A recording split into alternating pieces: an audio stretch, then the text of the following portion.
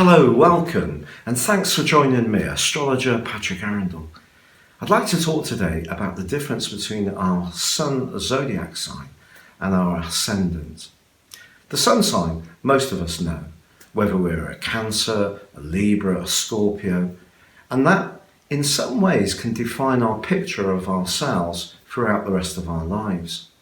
But there's so much more to us than just the Sun sign.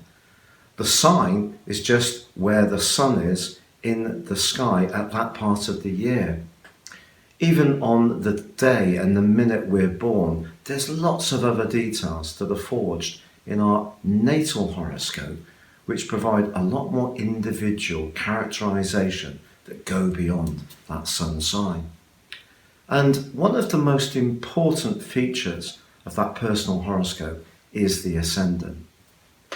Our sun sign is really our root being. It's said that as we go on in our lives, we're probably going to demonstrate the qualities of our sun sign relatively consistently. But the ascendant can be a massive part of who we are. It's to do with our body. It's to do with how people perceive us. It's to do with how we assimilate information. It is, if you like, our mask. It's what we project to the outer world. So, for example, you could have someone who's born in the sign of Aries but has a Libra ascendant.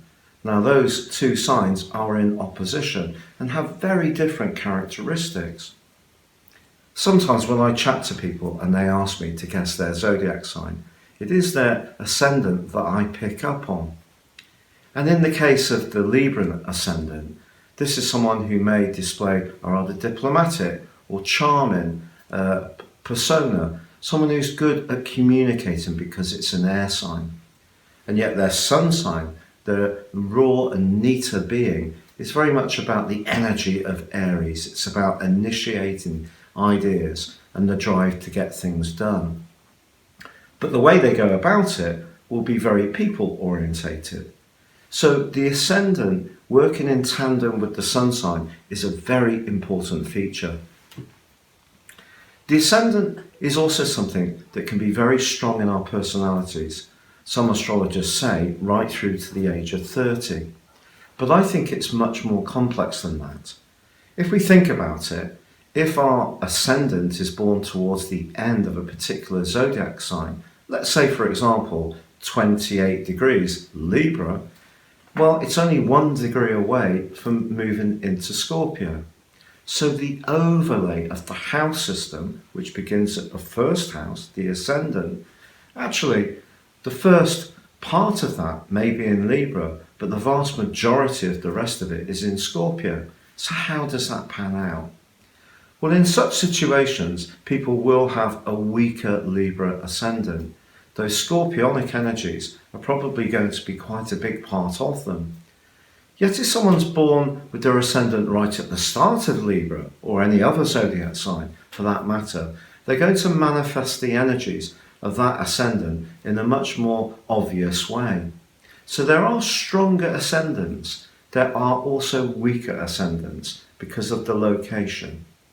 Also, if the ascendant occurs in the first 10 degrees of a zodiac sign, then it's going to share the same characteristics of that zodiac sign's ruler. So the ruler of Libra, for example, is Venus. So a Libra ascendant is Venus orientated, but in the first 10 degrees has an even greater reverberation around the planet that is Venus. So someone in that situation is likely to have even more powers of persuasion, ability to get on with people, and to interact skillfully. It's also true to say that other factors in a natal birth chart will also have a huge impact. So the role of the astrologer is to basically synergize all the different elements that are in that celestial map and bring it together, thread it together in a way in which it makes sense for their clients. If you've never had your natal horoscope produced, then please see the link beneath this video and you can get one from me completely free of charge. This will enable you to see where your ascendant is and also the house overlay system. So for example, if that person had their ascendant in Libra, it would depend exactly where their sun was in Aries, whether it would be in the 6th or 7th house. In the 6th house, it would make for an Aries person who was very productive, very focused on being organised, efficient, and perhaps even a bit more self-sacrificing. If it was the 7th house, someone much more focused on relating and relationships. So there's lots of issues that can be defined by an ascendant, but knowing what our ascendant is helps us to see beyond that zodiac sign, that initial sun sign. So if you don't feel that you're terribly Cancerian or terribly Virgoan, or you're not absolutely a nailed-on Capricorn, the chances are your ascendant has got a huge part to play in exactly why. It's been a real pleasure being with you. Thank you for joining me.